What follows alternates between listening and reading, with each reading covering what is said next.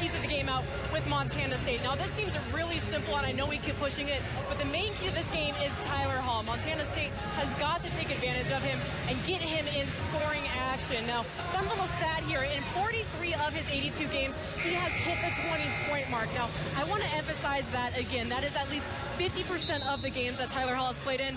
He has hit 20 points or more. He's averaging 18.8 points per game right now. And he also is great behind the arc, 283 three-pointers in his career, and he's averaging 3.68 per game this season. Now, along with Tyler Hall, they really got to bring out that defense, their lane defense specifically. They have got to get double teams defending on the post. And if they have that combination of strong defense plus Tyler on the offense, that's going to create a pretty unstoppable team. Now, for Northern Arizona, they have got to keep their big men out of foul trouble. The Lumberjacks, they have a history of doing their best when the big players are in and actually playing rather than when they're fouling out sitting on the bench. And speaking of the bench, Northern Arizona's really got to take advantage of that bench, deep into those bench players. In their last matchup on December 30th, Northern Arizona, their bench players scored 33 points. Montana State's, they only scored 9. So if Northern Arizona can really utilize those bench players, they should be able to put up a pretty good match. We'll send it back to you.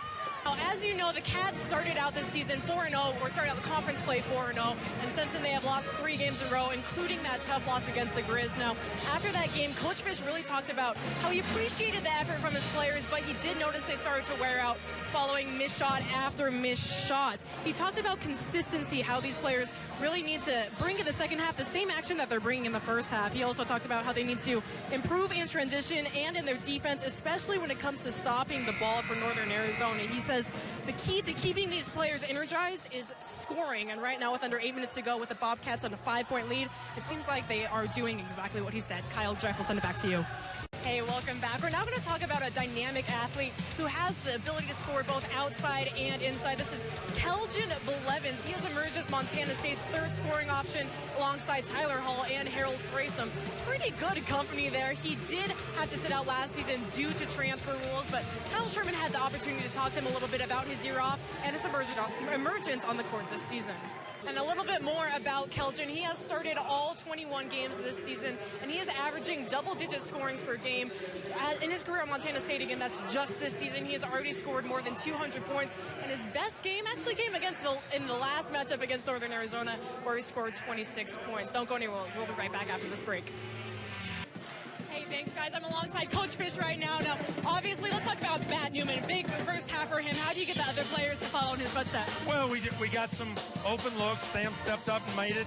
We had good ball movement there. We gave up a couple too many threes, so we got to pick it up. We got beat on the boards. We got to change that. But overall, good ball movement, and just got to continue that in the second half. And after the Grizz game, you talked about how you really want to focus on the consistency of this team.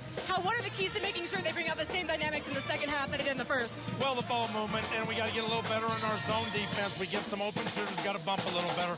We'll get there. We'll do it this half. All right. Thank you, Coach Fish. Kyle Jeff, will send it back to you. Welcome back to college basketball on SWX. Now, before the game, one of the main points that Coach Fish talked about was the advantage of playing a familiar team. Obviously, the Cats played Northern Arizona back in December and won in overtime. And one of the main takeaways from that game was staying tough in the second half. The Lumberjacks, they have that ability to play hard, to not let down. They have that endurance. That's for the Cats. The main downfall for them in their 3 straight losses is the inability to stay persistent and steady on the last 20 minutes of the game. Now, Coach Fish did mention that keeping the players scoring will keep their energy high and hopefully be able to close out this game. Kyle Jeff, will send it back to you.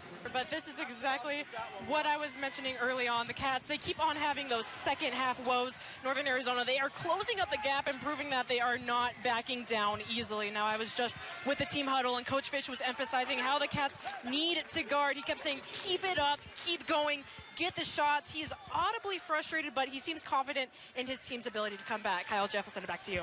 Claire, you've been down by the Bobcat bench. What have you been hearing?